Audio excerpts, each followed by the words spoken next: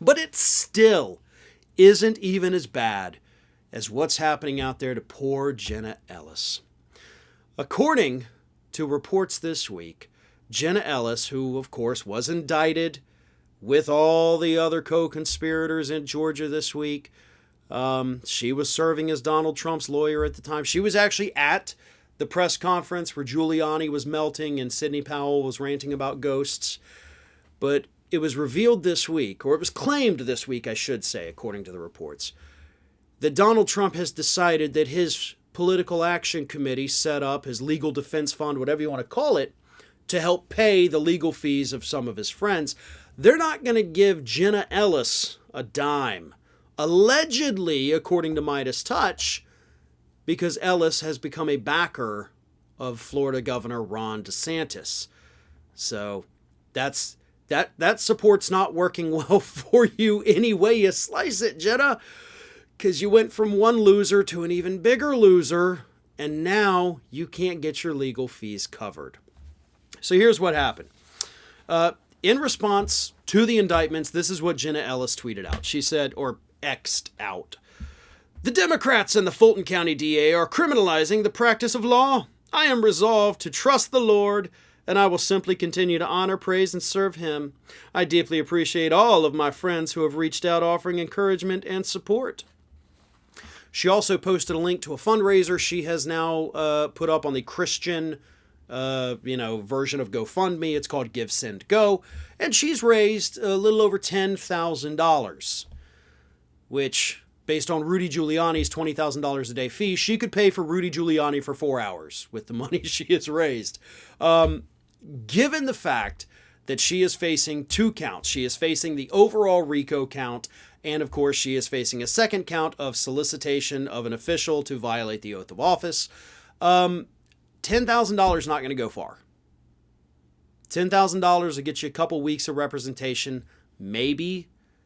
But beyond that, she could be in serious trouble. Now, she is a lawyer.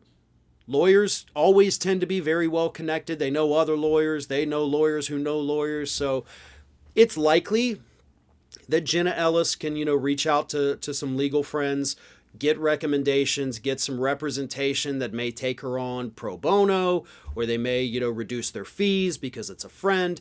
Who knows? But right now, according to these reports, Trump has totally cut her off. And he may come to regret that decision. Because if Jenna Ellis is not able to pay her legal fees in the way that would give her, really great representation by affording a great lawyer, all that does is incentivize her to flip on Donald Trump.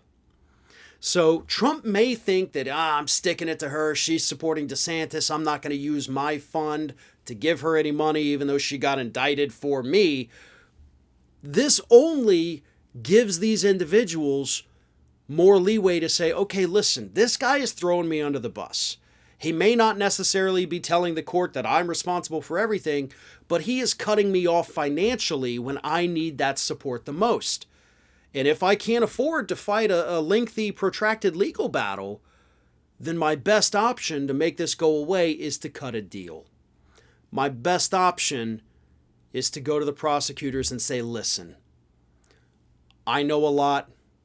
I have notes. I have evidence. Please let me off the hook, and I will turn evidence against Donald Trump. And if he wants to play hardball, if Trump does, if he wants to say, I'm going to stick it to you, he needs to understand that all of these co-conspirators can do that too. In fact, reports have already suggested this week that a lot of the reasons some of these people may end up flipping on Donald Trump is because of the legal fees. We're not talking about hiring a lawyer to go represent you because you got rear-ended in traffic. We are talking about high-quality, white-collar criminal defense lawyers. And while they're not $20,000 a day like Rudy Giuliani wanted to charge, they're expensive. They're some of the most expensive lawyers in the country. And they're not the kinds that, you don't pay if you don't win. No. That's not how these folks work. You pay the retainer, you pay them up front, you get billed every month, And a lot of these people that have been indicted do not have that kind of money. Donald Trump does. John Eastman, a longtime established lawyer, he probably has it. Sidney Powell has it. Jenna Ellis doesn't have it. A lot of the other indicted co-conspirators do not have that kind of cash. And when you're short on funds and out of options, these are the people that are going to be most likely to flip on Donald Trump the fastest. So he can cut them off all he wants. Maybe he thinks he's, letting them suffer. But in the end, it's going to come back to bite him pretty hard.